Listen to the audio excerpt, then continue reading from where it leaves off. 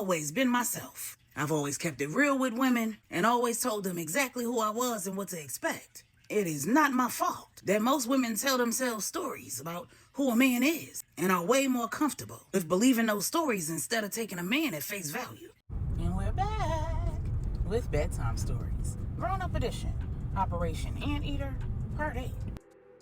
When we left off, the round table had broken for the evening. The plan was for it to reconvene early Monday morning, and everyone present was expected to attend 11:30 service at the Salvation Center of Dallas the following day. There were several individuals who'd been summoned to the round table who yet to make their appearance. So when everyone left the meeting room, the General Nathaniel Jimenez, Big Nate, headed to the side room where his youngest daughter, Natalia, had been waiting for her time at the round table. After explaining to her that the issue for which she'd been summoned wouldn't be addressed until most likely Monday, Big Nate said, "Sometimes some issues take longer to address than others. This isn't uncommon, and it has nothing to do with the situation with you and Sincere. It's up to you. You can head back to Puerto Rico and come back Sunday night or Monday morning. Or you can head back to Angela and Stephanie's estate. Either way, you'll be constantly under guard, and you'll need to remain in this room until Sincere vacates the property." Natalia said, "I'll just stay at Angela's property. But I need your help, Daddy. I have serious concerns about sharing all of this with all of them without having shared it with Saint. It's just not sitting well with me. It feels wrong, disrespectful, disloyal." Big Nate said, "I understand how you could feel that way, baby girl. But this isn't something that you tell a man while he's locked down." Natalia said, "And I've considered that. But this is my story to tell. And given that I would have to use extensive code to tell it, I've had hours sitting here waiting to be able to come up with the exact thing that I want to say. It's not fair for him to hear about this after the fact." Big Nate said, "Now, baby girl, you already know. Life ain't fair." Natalia said, "True, but from the day that I met Catherine, I felt like she was manipulating me. I feel like she's manipulating this whole situation. And I did everything that I could not to be a pawn in her game. And I still ended up being one." Big Nate said, "Nah, baby girl. You got too much power to be a pawn. If we talking chess, then you the queen and it's your board. But if you gonna be the queen, you gotta keep protecting the king at the forefront of your mind. There are things that you don't understand about being locked down. You're looking at this as Catherine trying to get you to keep something from Saint. But in this life, we go through great lengths to protect people from themselves. And anybody on the inside needs to also be protected from anything going on the outside that might distract them from the task at hand. There is protection in silence. The queen has to know the king. You have to know what that man can handle and what he can't. And you gotta know what he would want and what he wouldn't." Natalia said, "I haven't known him long, but I know how he feels about his family and his responsibility to it. And I believe that he would want to know that I'm getting ready to unpack some luggage in that room that will change his family forever. Daddy, I never planned to fall for a man who was in this life. It adds a level of complexity that I can live without. But now that I'm here, I have a responsibility to protect myself, the man that I'm learning to love, and the relationship that we started building before Sincere decided to play stupid games. And Saint won a stupid prize." After a brief pause, Big Nate said, "This is your show, baby girl. They need you. You don't need them. When Catherine's done getting Sincere where he needs to be so that he can remain occupied and not looking for you and your sister, I'll let her know that you want to see her.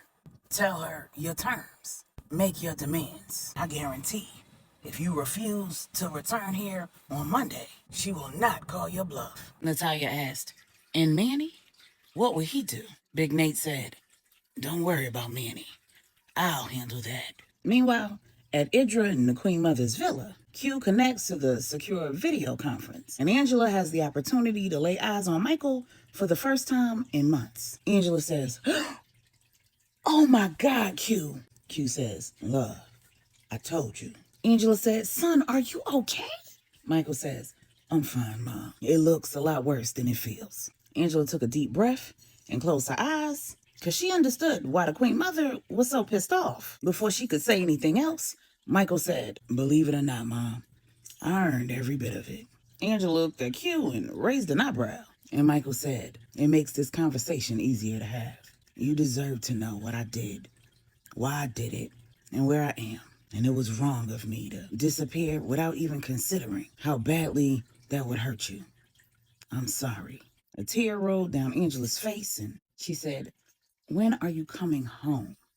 That's all I want to know."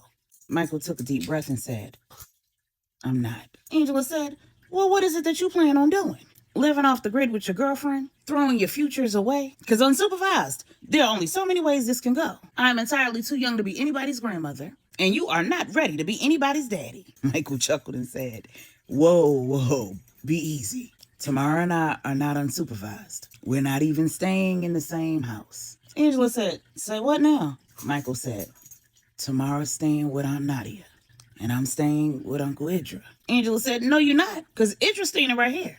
Q chuckled, and Idra said, "Angela, your son is safe. He can't make a move without supervision. And when the round table is over, he's going to have more supervision than he can stand."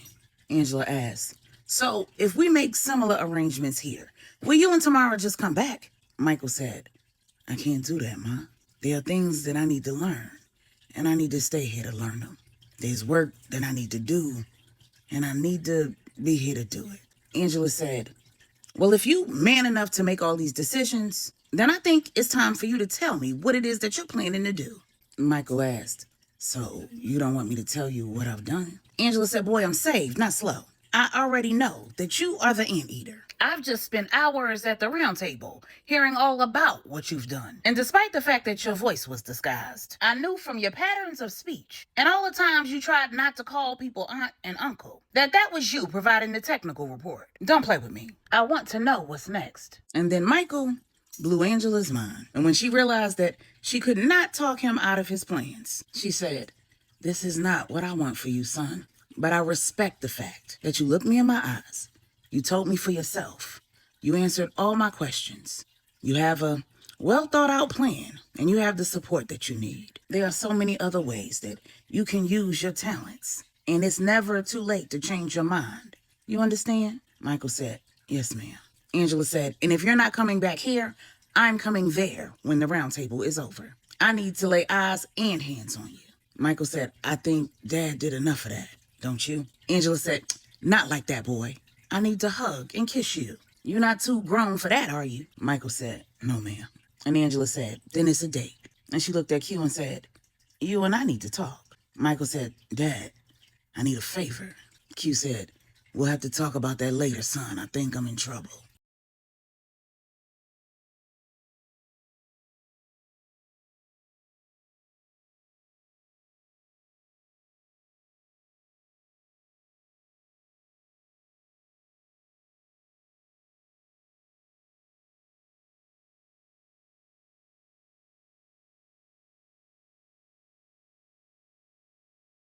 And Manny said, "And I'm sure I don't have to tell you that whatever you think you don't know." Big Nate said, "Of course not. But I won't have my daughter caught unawares. Right now, she's drawing a line in the sand. She's decided that she won't even appear at the round table on Monday unless she has an opportunity to at least get a message to Saint, letting him know that something has occurred, and she's appearing at the round table in order to discuss it." Manny said, "Have her write down everything she wants to say. Put it in a sealed envelope, and I'll make it possible for you to hand deliver it to him. It's probably time for you to have a conversation with your future son-in-law, one-on-one anyway." Big Nate said, "Whoa, slow your horses. Let's not put the cart before the horse." Manny said, "Come on, man. The writing is on the wall. Once that man sees how his girl stood on business, he'd have to be a damn fool not to lock it down." Big Nate said, "Show you right. But what about Catherine?" Manny said, "I'll handle Catherine. I don't like how she's going about this. It's one thing to spring this all on Sincere. It's a whole nother thing to spring this on a man who's newly gained his freedom. I believe he deserves a heads up. And if his woman believes that it's in her best interest to give him one, then who am I to stop her? Saint is about to be in a precarious position. He's going to be questioning who's on his side and who he can depend on. You and I both know how important it is to not have to question those things about your woman. The two men shook hands, and when Big Nate got back to the room where Natalia had been waiting, he heard raised voices coming from inside. Realizing that Natalia was talking to Catherine and making her case for getting a message to Saint, he sent her a text and prayed that despite the heated discussion going on inside, she'd check her cell phone and follow the script. He was pleased when he heard Natalia say, "You know what? I'm not going back and forth with you. I do not respect how you move. And you will not get a chance to be a negative influence on me. You keep asking me to follow your lead? Well, let's be clear. I am not going to follow you to hell. I'm going over your head." Before Catherine could say anything else, Big Nate entered the room and said, "Excuse me, ladies, I'm sorry to interrupt. I overheard part of you all's conversation from the hall. You're kinda loud. You both have points. I think you should allow cooler heads to prevail and revisit this discussion at a later time." Natalia said, "No, Daddy, I'm not coming back here on Monday unless she can guarantee me that I can get a message through the Saint letting him know that I'm going to be here." Big Nate said, "How about you and I discuss it further over at Angela and Stephanie's estate?" Catherine said, "Thank you, Nate. Hopefully you can talk some sense into this girl." Nate said, "I'll do my best. Is the coast clear? Did you get Sincere out of here?" Catherine said, "Yes, he's over at the family complex in Denton, getting ready for dinner with his sisters." Big Nate looked at Natalia and said, "Let's go, baby girl." When Big Nate drove off the Lopez estate with Natalia in the passenger seat, Natalia said, "Okay, Daddy, what's going on? Did something change?" Big Nate said, "You did a good job in there, baby girl." The text message he sent said, "Tell her you're going over her head. I'll come in, play along." Natalia said, "Thank you, Daddy. Now what's tea?" Big Nate said, "So I talked to Manny, and he don't like how Catherine's moving either. I told you your instincts were good, and I have a feeling that if things work out between you and Saint, he's gonna need you to keep employing those instincts." Then he told his daughter what Emmanuel Lopez instructed her to do. Natalia asked, "And nobody's gonna read this letter?" Big Nate said, "Nope." Natalia said, "And I can tell him whatever I want?" Big Nate said, "Yep."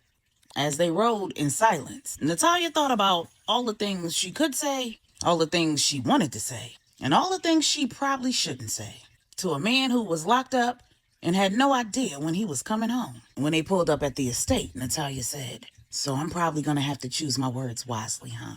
Big Nate said, "I wouldn't expect any less. You have to consider the position he's in. What can he handle on the inside? I tell you what, write the letter, pray about it, and I'll swing by after church tomorrow and we'll talk some more. I think it's time we start talking about what it's like when a man first comes home from a bid, especially one that he didn't necessarily earn. Then after that discussion, you can finalize your letter." Natalia asked, "Is that going to be enough time to get a letter to Saint? What if it doesn't get to him?" Big Nate said, "It's more than enough time, and we have a foolproof way to ensure that it'll get in his hands without being intercepted. So all you need to be focused on is what you want to say and how best to say it. And I'm going to personally be responsible for ensuring that it's not intercepted. So no code is even necessary." Natalia said, "I'm going to assume that you know some things that I don't know."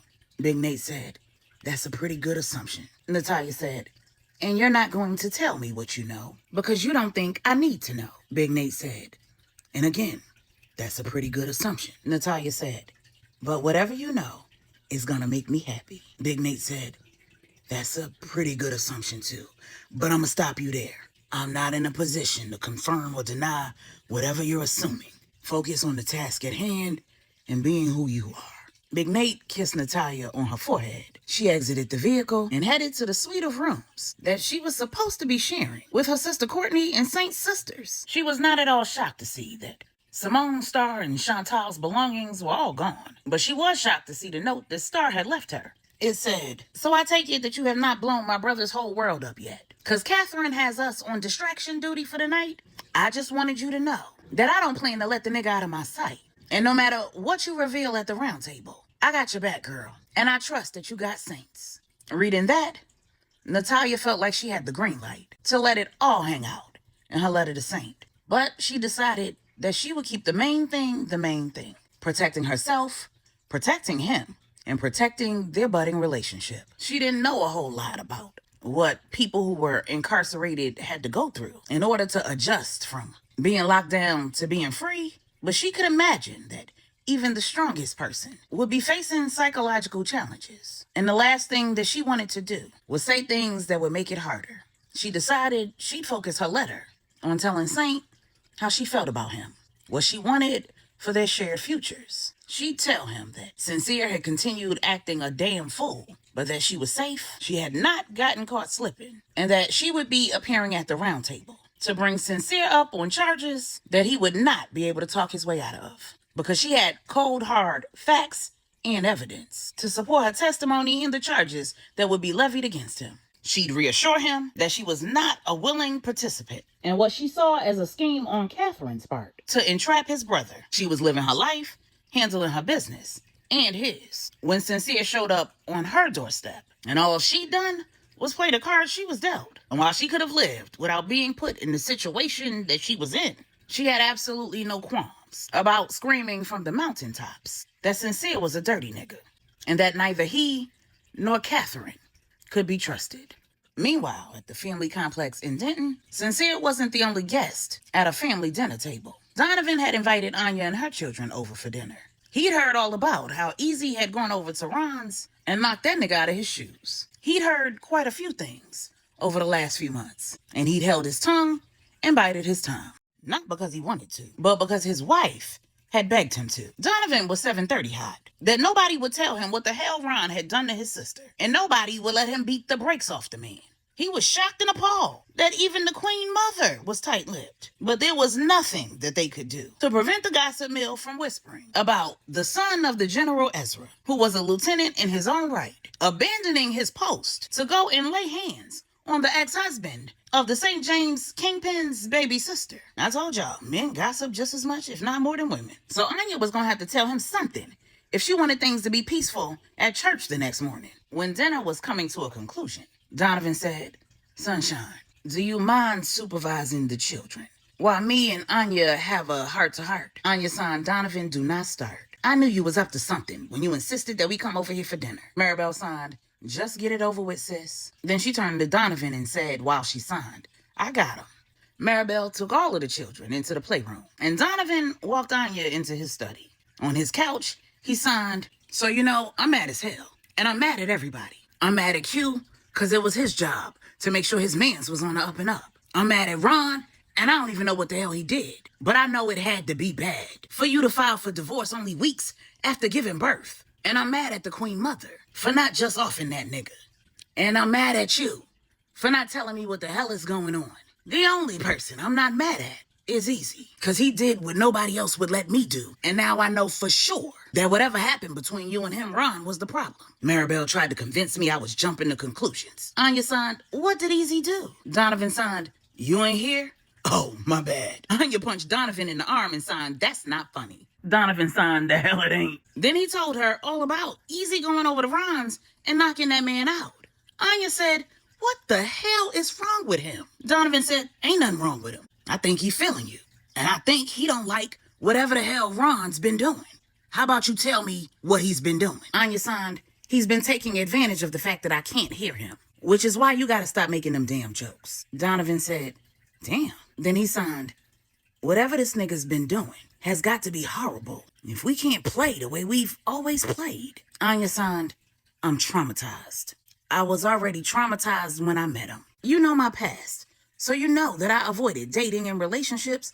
Hell, I avoided men in general because of the things that I survived. When I met Ron, I thought that I'd gotten past all of that. Hell, I thought that I had learned how to tell when a nigga was playing in my face after watching you play in the faces of countless women." Donovan signed, "Hold on now. I have always been myself. I've always kept it real with women and always told them exactly who I was and what to expect. It is not my fault that most women tell themselves stories about who a man is and are way more comfortable with believing those stories instead of taking a man at face value." Anya signed, "Well, I learned to take men at face value. And this whole experience has taught me to get the hell away from any man whose words and actions are misaligned, or whose words and actions make it clear that he don't like me for real. That's why I put Ron the hell out. And that's all you need to know." Donovan signed, "That's not gonna cut it. I gotta look at that man tomorrow.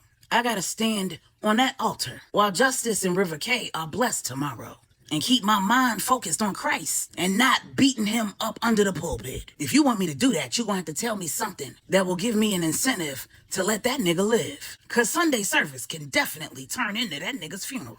Anya said, for my children's sake, I have decided, without any manipulation on Ron's part, despite everyone else's opinions, to keep what occurred between Ron and I between Ron and I. Donovan signed, you don't have to be ashamed. You don't. Anya put her hands on Donovan's to interrupt him and signed, let me finish, because I only plan to have this conversation with you once. Ron played in my face. He played with my feelings. What's important is I wasn't looking at my life with rose-colored glasses on. I was living my life with my eyes wide open. So now Ron is in his feelings. He's mad like I did him something. And that's what people do.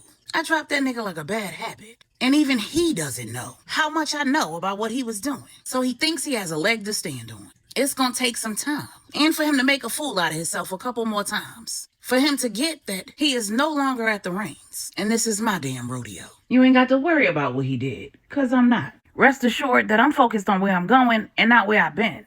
A nigga will never, and I mean never, be able to weaponize my disability against me. He'll never be able to use my dreams to fulfill his. And he'll never be able to make another person a priority while making me a damn option. Ever again. And I put that on me. I'm about to have my foot on these niggas' necks. I'm gonna be the mother that my children can be proud of. And any man I decide to allow in my space is gonna understand at the gate that my kids don't need no stepdaddy and I don't need no damn savior.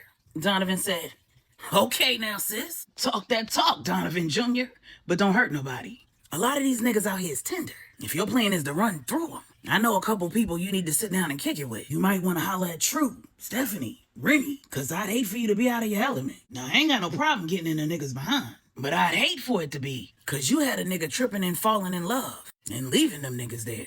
Anya, son, no, I'm going to make it clear that love is not an option. I have 2 children whose safety and futures I need to protect. Anything I get into and any nigga I get into it with is going to be an afterthought. Donovan said, I feel you, but I'd be remiss if I didn't tell you that every man ain't like Ron. There's absolutely a man out there who will love you the way you deserve. When God sends him, you'll know it, because his track record will speak for itself. Anya said, yeah. Can the kids stay here with y'all tonight? Donovan said, damn, you trying to get it popping already?